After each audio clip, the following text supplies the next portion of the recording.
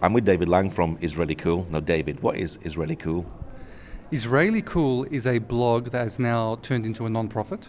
It's basically my pride and joy. It's my life's work. It's my passion. Israeli Cool is a pro-Israel website at the moment, and it uses different techniques to get the word out, not just the regular posting facts, but employs humor. And basically the whole purpose of Israeli Cool is not to preach to the choir when it comes to the Israeli-Arab conflict, as well as the Jewish people. And when did you start this website? I started in 2003, so over 19 years ago. And what sort of stories do you cover on the website? Oh, well, okay, so it's sort of morphed over the years. In the beginning, actually my first post was about Shane Warne in the cricket. It was completely different. But it's obviously now more to do with Israel-related stories or things to do with Judaism and Jewish people, but mostly on Israel. There's a main focus these days, unfortunately, because of the need, on tackling anti-Semitism, because that's just reared its ugly head in a big, bad way. Is this a job or is this a passion for you?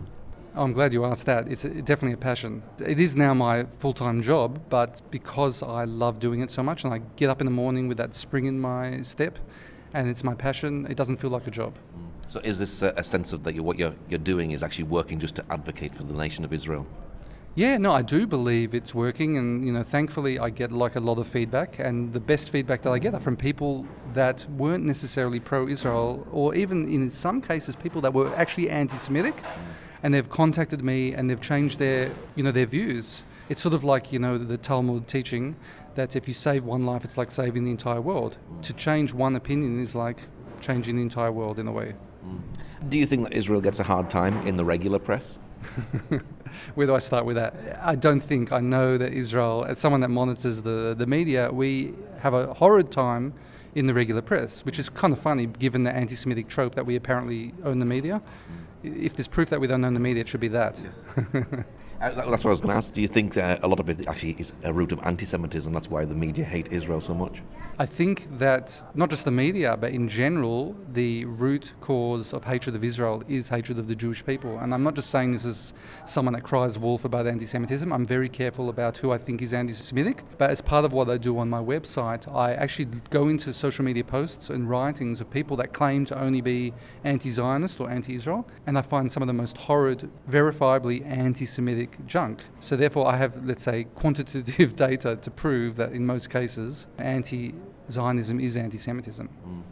Now on your website you have special topics where you have anti-Semitism and history. Tell us a bit more about that there. Well, not just anti-Semitism and history, but the history series I think you're talking about. I basically analyse old articles. My favourite are from the New York Times, because the New York Times is one of those media outlets which is not very friendly towards Israel these days, but you'll find that in the early parts of the 1900s, and even a bit after the establishment of the State of Israel, they were saying things they couldn't get away with. They were referring, for instance, to the Palestinians, but the Palestinians at the time were the Jews. There's one famous, you've probably seen it, it's made its way around the internet, Arab boycott Palestinian goods, which was, I think, from about 1939 or maybe 47. I can't remember. Back then, it just shows how far down the gurgler the media have gotten since then. It's not just about the media. So the history series just looks at, all sorts of different things. One thing I like to do with it, for instance, is when you see all these anti-Israel people posting Palestinian coins or old things which say Palestine, or my favourite, which you've probably seen, is that 1937 soccer match between Australia and Palestine, where the Israel haters try to use that to say, look, Israel never existed, Palestinian. But for instance, in the case of that soccer match, you look at all the soccer players, it was like Maccabi Tel Aviv, they all got Jewish names and they've even got a Star of David on their uniform. Yeah.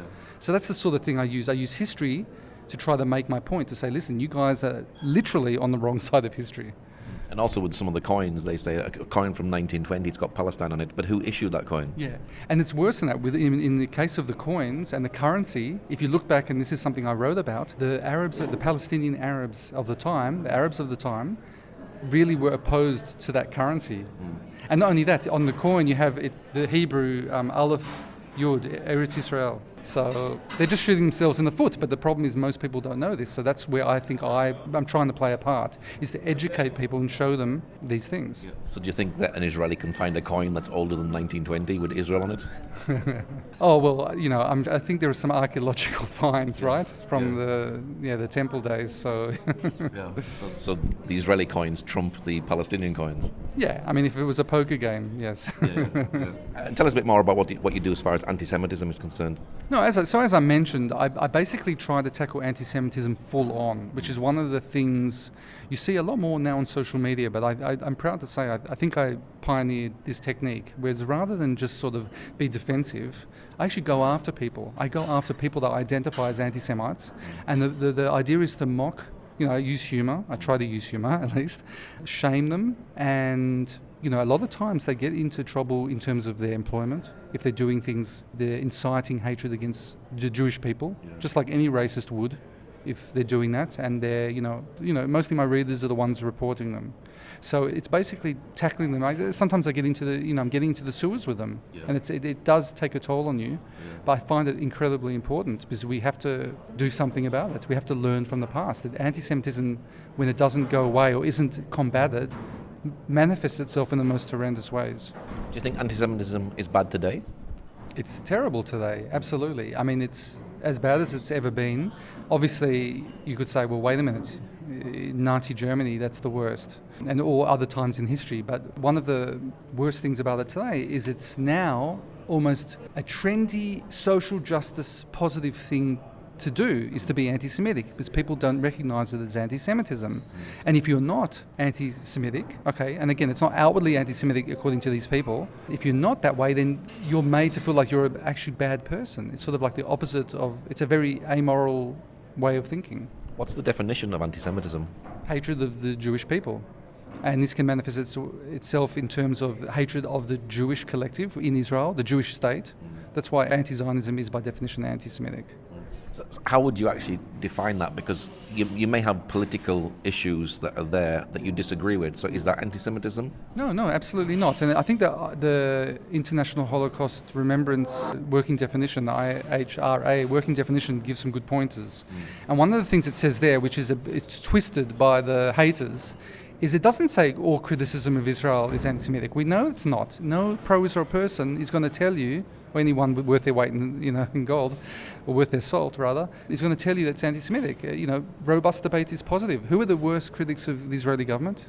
United Nations? Well, no, I was going to say Israelis, but okay. So, no, it's when you delegitimize the entire state of Israel as a Jewish state, that's when you're in anti-Semitic territory. And that's, when you're using tropes, anti-Semitic tropes, but you're just using the word Zionist or Israeli and not the word Jew, that doesn't negate the anti-Semitism of what you're saying. Now, you also have libels. Tell us a bit about that. Well, libels, basically, it's when the haters or anti-Semites are basically libeling the Jewish state or Jews. And we see it on a grand scale these days. They'll take, it could range from anything from a picture of a kid in Syria with burn marks on them and passing that off as a Palestinian kid saying, look what the Israeli army did, to basically inventing, we saw that, I think it was Mahmoud Abbas a number of years ago, claimed that Jewish settlers were poisoning the Palestinian wells. And this sort of has echoes of the blood libels of old, from the Middle Ages, which were, against the Jews. So it's a real business. People are really dabbling in these blood libels, using the word Israel or Zionist, but these are really anti-Semitic blood libels. Did you see it during the time of Corona as well? Oh, yes. Oh, absolutely, yes. We're seeing that a lot. It's ramped up during the time of Corona. They're saying that, we're seeing the libel now that actually Corona is a Jewish thing, that we were the ones that launched it on the world. There's all sorts of crazy conspiracy theories out there. Yeah, so yeah, definitely more than ever during COVID. Do you have people today actively working on social media to destroy Israel and its reputation of Jews and the Jewish state? Yeah, absolutely. People are doing that. Whether it's the electronic intifada, bigger kind of organisations. By the way, they're very well funded. One thing that I just exposed recently was this, this mapping project, that they targeted the Jewish institutions in Boston. You know what I'm referring to? There was this whole thing. It's like a map. The Zionists were claiming that it's just showing, to dismantle the Zionist machine in the States. But it was targeting like Jewish schools, synagogues. It's horrendous. It was so horrendous that even members of the BDS movement, who were very anti-Israel, tried to dissociate themselves from it because they got a bit scared. It made them look bad. Not because it's immoral, but that's another story. Anyway, it turns out, based on my some research that I did, but also other people were involved with, that it looks like it's got Iranian footprints all over it. And there's also another organization, or let's say social media account, called Project Nemesis that names and shames Jewish people. I'm on there as well. And that's got Iranian footprints. So I believe that it's not just, let's say, grassroots, there's astroturfing going on. And even well-funded Iranian government is behind a lot of these efforts, I believe. Does boycotting Israel actually hurt the Palestinians as well? It really does, it shoots them in the foot. You can even ask, you've probably spoken to a lot of Palestinians. One of the famous cases or infamous cases is SodaStream, where all the pressure that was brought to bear on SodaStream, they had to close a plant and many Palestinians lost their work. And that was a model of coexistence. That's what we need here. We need more of that. And I would venture to say, I don't have the data, and you obviously around Palestinians a lot more than I am, but I would imagine that most average Palestinians, they want to work, they want everything that we want. They want to make a living. Boycotting does hurt them. Well, many Palestinians come through the checkpoint back into working in Jerusalem, don't they? And it just reminds you, this whole Ben & Jerry's kerfuffle. Now, if you're Ben & Jerry's who is going to stop the ice cream to residents of Judea and Samaria, and that includes Jerusalem, where we are now, the old city, but aren't Palestinians also going to get hurt? They're also eating these ice creams. Yeah. So it definitely hurts them more than it hurts Israel. Yeah. What are other people saying about your website, and are you getting good reviews? Well, I get both, don't I? Obviously because I go after the bad guys, the anti-Semites, the Israel haters, I get a lot of hate mail. I've had threats, and also the nastiest nasty things possible. They tried to get me fired from my job when I had my other job. But on the plus side, I get to meet people like you and very positive people, and I get to meet people I otherwise wouldn't. One of the most interesting people I've met, I befriended, was my good friend Fanny Al-Sharari, who lives in Dubai.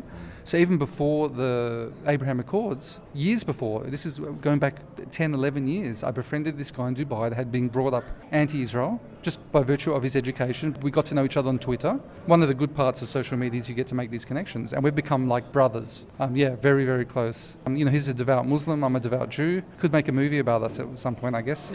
The Odd Couple. Why do you do what you do?